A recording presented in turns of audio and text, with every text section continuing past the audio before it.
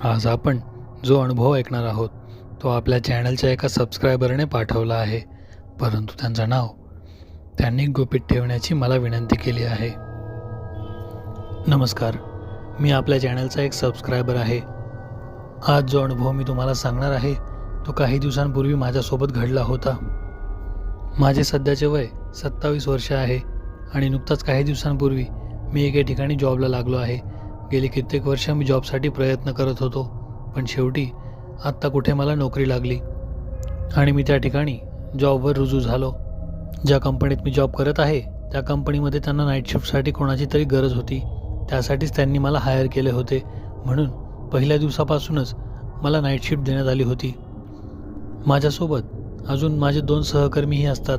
आम्ही तिघे night shift करतो. संध्याकाळी साधारण 7:30 ते 8 वाजता इतर सर्व कर्मचारी घरी निघून जातात आणि आम्ही फक्त तिघेच कंपनीमध्ये असतो. रात्री 7 ते सकाळी 7 अशी 12 तासांची ड्युटी आम्ही करतो. सदर अनुभव मला जॉईन झाल्यानंतर साधारण 2 आठवड्यांमध्ये आला होता. आम्ही नाईट शिफ्ट करत असल्यामुळे आम्हाला रात्रभर कामच करावे लागते असे नाही, आम्ही काही वेळ झोपसुद्धा घेत असतो. साधारण रात्री 3 ते सकाळी 5पर्यंत आमच्याकडे तेवढेसे काम नसते, म्हणून याच वेळी आम्ही झोपायचे ठरवतो. 2-2.5 तास झोप झाल्यानंतर आम्ही पुन्हा कामाला लागतो. असा आमचा नित्यक्रमच होता. पण झोपण्यासाठी आम्ही कंपनीमध्ये न थांबता वर टेरेसवर जात असतो. टेरेसवरच आम्ही मस्त गप्पा मारत जेवण वगैरे करतो आणि तिथे झोपी जातो. खरं तर रात्री 3ची वेळ ही जेवायची वेळ नाही आहे, पण आता नाईट शिफ्ट करायची म्हटल्यावर केव्हाही भूक लागते, त्यामुळे थोडंसं काही खाऊन मगच आम्ही झोपत असतो. त्या दिवशीही आम्ही जेवणासाठी आणि झोपण्यासाठी वर गेलो. माझ्या मित्राने त्या दिवशी टिफिनमध्ये नॉनव्हेज आणलं होतं. ते पाहून तर आम्ही खुशच झालो. आम्ही त्याचा पटापट टिफिन संपवला आणि हळूहळू आम्हाला गुंगी येऊ लागली. आम्ही तिघेही झोपी गेलो. रात्रीची भयान शांतता, त्यात ते थंड वातावरण मनाला एक हुरहुर देऊन जात होतं. मनात सहज विचार आला, बरं झालं आज स्वेटर सोबत आणलं, नाहीतर थंडीने आज काही खरं नव्हतं. डोळ्यावर झोपेची गुंगी चांगली चढली होती, तरीही मला झोप काय येत नव्हती कोण जाणे. मनात चित्रविचित्र विचार येत होते. तेवढ्यात मला असं जाणवलं की जिन्यावरून कोणीतरी वर चढत येत आहे. मी डचकलो आणि मित्राला म्हणालो, अरे जाधव साहेब तर आले नसतील ना? जाधव साहेब आमचे सिनियर होते. सिनियर सुपरवायझर असल्यामुळे कधी कधी ते नाईट शिफ्टचे लोक कसे काम करतात हे पाहायला ऑफिसमध्ये येत असत. एकदम आम्ही तिघेही डचकून जागे झालो. आम्हाला वाटलं आता आपण पकडले जाणार आणि यांना समजणार की आपण रात्रीच्या वेळी झोपी जातो. असाच काही वेळ लोटला, पण पायऱ्यांवरनं वर चढण्याचा तो येणारा आवाज बंद झाला. मला वाटलं बहुधा मला भास झाला आहे. तसं मी त्या दोघांना सांगितलं. दोघेही माझ्यावर चिडले आणि म्हणाले, तुला अक्कल आहे का? घाबरलो होतो आम्ही किती. त्यावर मी त्या दोघांना सॉरी म्हणालो आणि आम्ही पुन्हा झोपी जाऊ लागलो. असाच काही वेळ लोटला असेल. मला अजूनही झोप येत नव्हती. मला पुन्हा तोच पायांचा आवाज येऊ लागला आणि ते पाय सिड्या चढून वर येत आहेत असंच मला जाणवू लागलं. पण यावेळी तो आवाज थोडा जास्तच येत होता आणि सोबत त्या लोखंडी पायऱ्या होत्या, त्यामुळे कोणीतरी झपाझप त्या चढून वर येत आहे. त्यामुळे जाणवणारी स्पंदनंसुद्धा मला स्पष्ट जाणवू लागली होती. आता माझा पक्का विश्वास बसला की कोणीतरी नक्कीच वर येत आहे. पण आता या दोघांना उठवायचं का हा प्रश्न मला पडला. मला वाटलं मी यांना उठवलं आणि कोणीच नसलं तर पुन्हा हे दोघे माझ्यावर चिडणार. त्यामुळे मी त्या दोघांना न उठवताच थोडा पुढे जाऊ लागलो. मी जाऊन पाहणार होतो की नेमकं त्या पायऱ्यांवर आहे तरी कोण. तेवढ्यात माझ्या मित्राने मला मागून आवाज दिला, कुठे निघालास रे? त्यावर मी टचकून मागे पाहिलं आणि म्हणालो, मला पुन्हा तो पायांचा आवाज येत होता. तेच पाहायला चाललो होतो, कोणी आलंय का? त्यावर तो म्हणाला, 1 मिनिट थांब, मी पण येतो. आम्ही दोघे जसजसे त्या पायऱ्यांच्या जवळ जाऊ लागलो तसे आमच्या हृदयाचे ठोके वाढू लागले. जवळ जाऊन पाहिलं तर आम्हाला दिसलं की एक आकृती खाली उतरत जात होती. ती आकृती संपूर्ण पायऱ्या उतरून खाली निघून गेली आणि आम्ही दोघे एकमेकाकडे पाहतच राहिलो. समोर एक बॉयलर होता. त्या बॉयलरकडे सहज आमचे लक्ष गेले तर एक पांढरी शुभ्र आकृती समोर उभी होती. आमच्या दोघांच्या अंगाचा थरकाप उडाला. आम्ही आमच्या तिसऱ्या मित्राला उठवले आणि तिघेही धावतच खाली जाऊ लागलो. खाली जात असताना सहज मागे वळून पाहिलं तर ती पांढरी आकृती पायऱ्यांवर सगळ्यात वर उभी होती आणि आमच्याकडे पाहून एक विक्षिप्त हास्य करत होती. माझे चांगलेच धाबेदण आणले. मला कळून चुकलं की हा काहीतरी अमानवीय प्रकार आहे. आम्ही खाली कंपनीमध्ये आलो आणि एकमेकाला सावरण्याचा प्रयत्न करू लागलो.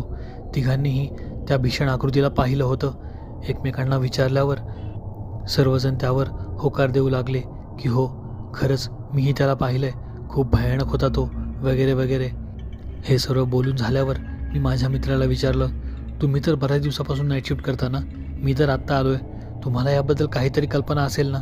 त्यावर तो म्हणाला, जाधव मामा मागे म्हणाले होते की रात्रीच्या वेळेवर टेरेसवर जाऊ नका, पण आम्ही एवढ्या दिवसापासून जातोय, आम्हाला कधीच काही दिसलं नाही.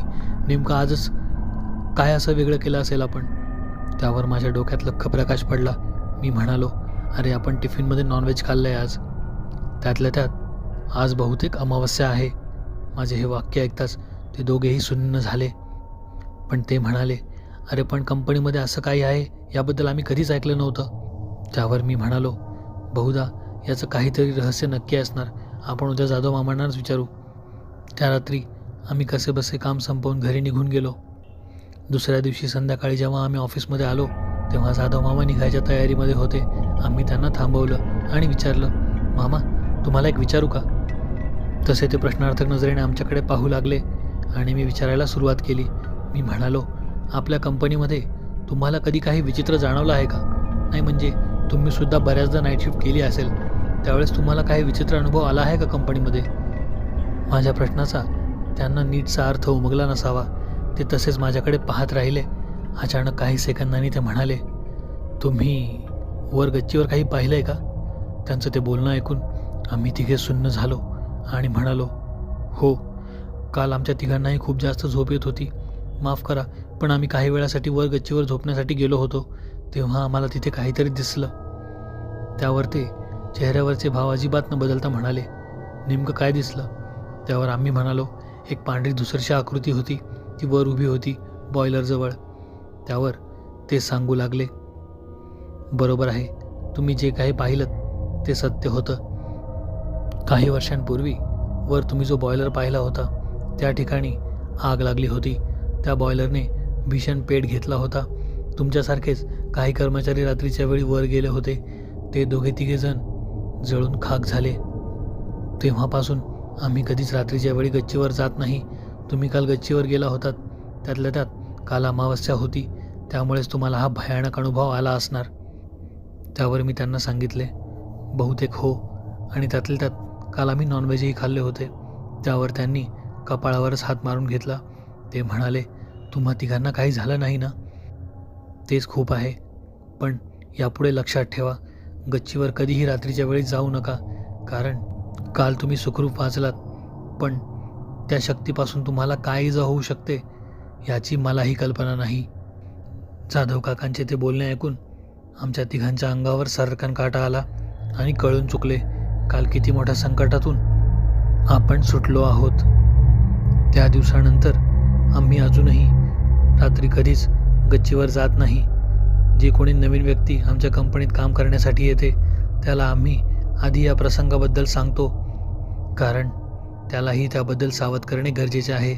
जो भयानक अनुभव आम्हाला आला होता तो इथून पुढे कोणालाच येऊ नये ह्याची आम्ही पूर्णपणे काळजी घेतो. तुम्हाला जर हा अनुभव आवडला असेल तर व्हिडिओला लाईक करा. व्हिडिओ कसा वाटला हे कमेंटमध्ये सांगायला विसरू नका. जर आपण या चॅनलवर पहिल्यांदा आले असाल तर चॅनल सबस्क्राईब करा आणि बेल आयकॉन दाबा, म्हणजे भविष्यात येणाऱ्या व्हिडिओचे अपडेट तुम्हाला नियमितपणे मिळत राहतील. तुमच्याकडेही अशाच काही कथा किंवा अनुभव असतील तर आम्हाला नक्की पाठवा. माझा ईमेल ID मी डिस्क्रिप्शन बॉक्समध्ये दिला आहे. हा व्हिडिओ तुमच्या सर्व मित्रांना शेअर करून चॅनलला जास्तीत जास्त सपोर्ट नक्की करा. धन्यवाद.